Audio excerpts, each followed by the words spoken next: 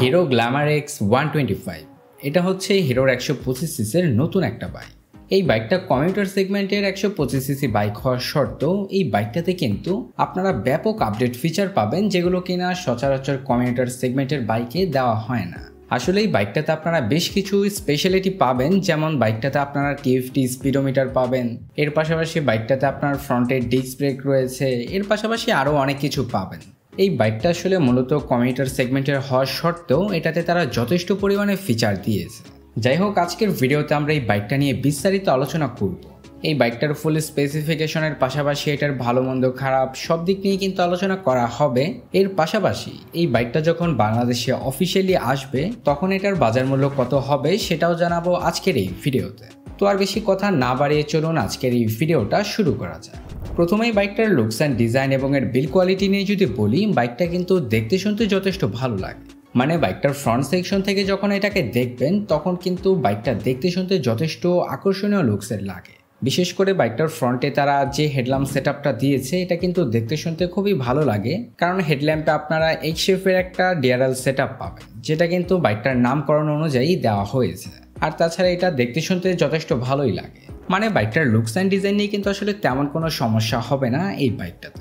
শুধুমাত্র যদি বাইকটার রেয়ার সেকশন থেকে দেখেন তাহলে আসলে বাইকটাকে দেখতে একটু খারাপ লাগে, এছাড়া কিন্তু আপনার ফ্রন্টের থেকে দেখলে এই বাইকটাকে দেখতে শুনতে ভালোই লাগে।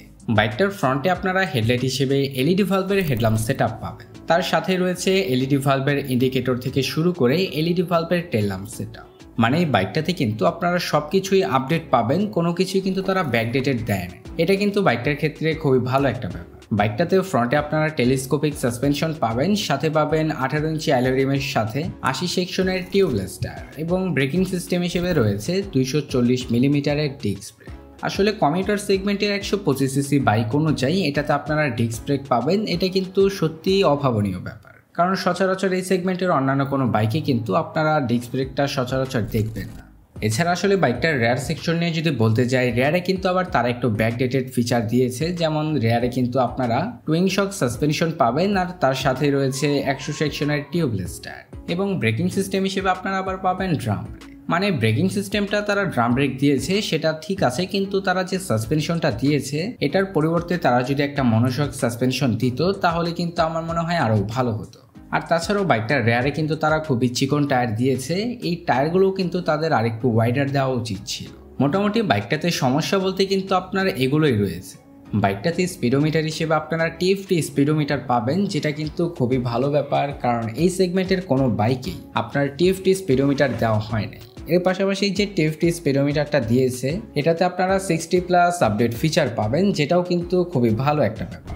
তো আর কি টিএফটি স্পিডোমিটারটা দেওয়ার ফলে কিন্তু এই বাইকটা সত্যি প্রিমিয়াম হয়ে ওঠে। এরপরে বাইকটার ইঞ্জিন সেকশন নিয়ে বলতে গেলে ইঞ্জিন হিসেবে পাবেন 124.7 CC 4 stroke 2 valve single cylinder basic FI air কুল ইঞ্জিন, এবং বাইকটা ম্যাক্সিমাম পাওয়ার প্রডিউস করে 11.4 বিএইচপি অ্যাট 8250 আরপিএম, এবং ম্যাক্সিমাম টর্ক উৎপন্ন করে 10.5 নিউট্রাল মিটার অ্যাট 6500 আরপিএম। এর ফলে বাইকটা থেকে টপ স্পিড তুলতে পারবেন 107 কিলোমিটারের আশেপাশে। আর তাছাড়া বাইকটার মাইলেজ নিয়ে বলতে গেলে 65 কিলোমিটারের আশেপাশে বাইকটা থেকে আপনারা মাইলেজ পাবেন। আর তাছাড়া ভালোভাবে রাইড করলে এর থেকেও বেটার মাইলেজ পাওয়ার সম্ভাবনা আছে। বাইকটার স্পিডকে কন্ট্রোল করার জন্য এটাতে আপনারা পাবেন 5 স্পিড গিয়ার বক্স। এই বাইকটাতে আপনারা ফিচার হিসেবে পাবেন side stand cut off sensor, এছাড়া আসলে তেমন একটা ফিচার দেওয়া হয়নি। তো এই ছিল বাইকটার ওভারঅল স্পেসিফিকেশন। আর তাছাড়া বাইকটার ইঞ্জিন সেকশন নিয়ে যদি বলতে যাই, এই সেগমেন্টের একটা বাইক হওয়ার সত্ত্বেও এটার ইঞ্জিনটা কিন্তু যথেষ্ট পাওয়ারফুল। বাইকটাকে ইন্ডিয়ান মার্কেটে লঞ্চ করা হয়েছে 1 লক্ষ রুপিতে। সেটা যদি বাংলাদেশি টাকায় কনভার্ট করা হয় তাহলে দাঁড়ায় প্রায় 1,37,000 টাকার আশেপাশে।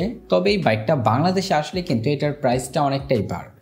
এই বাইকটার বিগত মডেলটা কিন্তু বাংলাদেশের মার্কেটে বর্তমানে 1,47,000 টাকার আশেপাশে পাওয়া যাচ্ছে।